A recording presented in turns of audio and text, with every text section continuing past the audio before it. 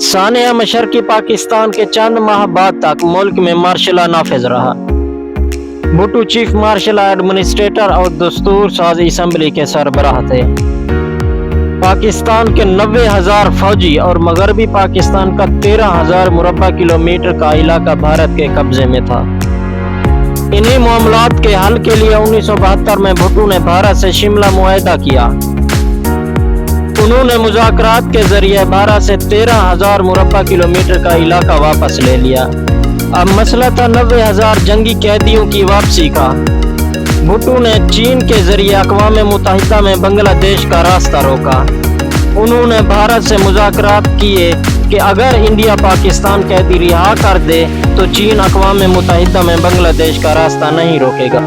ये दबाव काम कर गया और पाकिस्तान के 90,000 कैदी रिहा होकर वतन वापस आ गए। 1971 की जंग में अमेरिका ने चूंकि पाकिस्तान की कोई मदद नहीं की थी, इसलिए पाकिस्तान ने अमेरिका से किए गए C2 और SENTO के मुआहदे तोड़ दिए।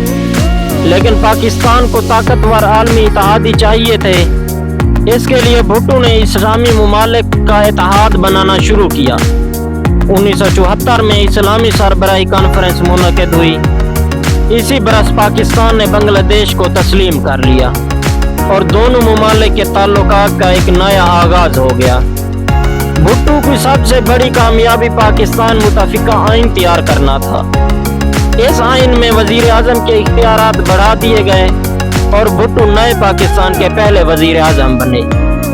भुट्टो दौर का एक और अहम वाक़या ये था कि उन्होंने अयूब दौर और इससे पहले लगने वाली सनतों और इदारों को सरकारी तहवील में ले लिया, जिसका अमली नतीजा अच्छा नहीं रहा और सनतें तबाह होने लगी। सनतें बेहतर करने के लिए भुट्टो ने रूस से ताल्लुकात बेहतर बनाए और मदद तलब की। पाकिस्तान स्टील मिल भी भुट्टो के दौर में बनाई गई, जबकि अयूब दौर में शुरू होने वाला तरबेला डैम भी इसी दौर में मुकम्मल हुआ। आइन की तैयारी के बाद भुट्टो का दूसरा सबसे बड़ा कारनामा एटमी प्रोग्राम की बुनियाद रखना था। उसका नारा था, घास खाएंगे लेकिन एटम बम जरूर बनाएंगे। अवाम में बहुत मकबूल हुआ। ताहम इस्लामी ममालिक का ब्लॉक बनाने की कोशिशों और एटमी प्रोग्राम की वजह से अमेरिका भुट्टो के खिलाफ सरगर्म हो गया। अमेरिकी वजीर खारजा हिंदी कसिंजर ने भुट्टो को निशाने इबरत बनाने की धमकी दे डाली। अपने दौरे इक़्तिदार के आखिरी साल भुट्टो से एक तारीखी गलती हुई। आम इंतखाबात 1978 में होना थे, लेकिन भुट्टो को उसके मशहूरों ने बताया कि अगर एक साल पहले इंतखाबात करवा दें तो उनकी जीत यकीनी है। इस तरह वो मजीद 5 साल हुकूमत कर सकेंगे।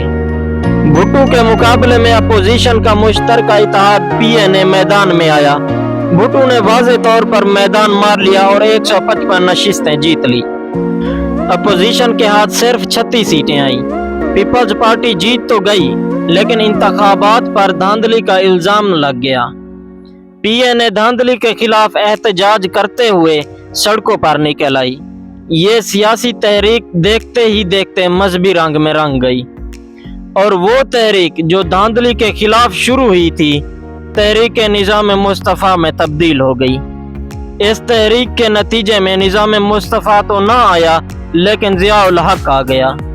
भुट्टो ज़िया-उल हक पर बहुत अंधा एतमाद करते थे, बिल्कुल इसी तरह जैसे अयूब भुट्टो पर और सिकंदर मिर्ज़ा अयूब खान पर एतमाद करते थे। तारीख का सितम देखिए कि ज़िया ने भुट्टो को, भुट्टो ने अयूब को और अयूब ने सिकंदर मिर्ज़ा को धोखा दिया। सच है, ताकत के खेल में इखलाकियात नाम का कोई हथियार नहीं होता। ज़िया ने मार्शल लॉ नाफिज करते हुए भुट्टो को गिरफ्तार कर लिया। भुट्टो को रज़ा कसूरी के एक बहुत कमज़ोर मुकदमे में सज़ाए मौत सुना दी गई। रज़ा कसूरी मुशर्रफ के करीबी साथी अहमद रज़ा कसूरी के वालिद थे। 4 अप्रैल 1979 को भुट्टो को रावलपिंडी डिस्ट्रिक्ट जेल में फांसी पर लटका दिया गया। जुल्म की इंतहा ये थी कि फांसी से कबल आखिरी मुलाकात में बेटी को बाप के गले भी नहीं लगने दिया गया और फांसी के बाद किसी रिश्तेदार को आखिरी दीदार तक नहीं करने दिया गया। लेकिन आज हाल ये है कि भुट्टो की अदालती मौत को अदालती कत्ल समझा जाता है। وہ روس جو بھٹو کے دور میں پاکستان کا دوست بننے جا رہا تھا اچانک دشمن کیسے بن گیا؟ پاکستان میں منشیات اور دہشت گردی کا ناسور کیسے پیدا ہوا؟ نواز شریف اور بے نظیر پاکستانی سیاست میں کیسے آئے؟ یہ سب جاننے کے لیے ہماری اگلی ویڈیو ضرور دیکھیے۔ ہمارے چینل کو سبسکرائب کیجیے، لائک کمنٹ کرنا نہ بھولیے۔ اللہ حافظ۔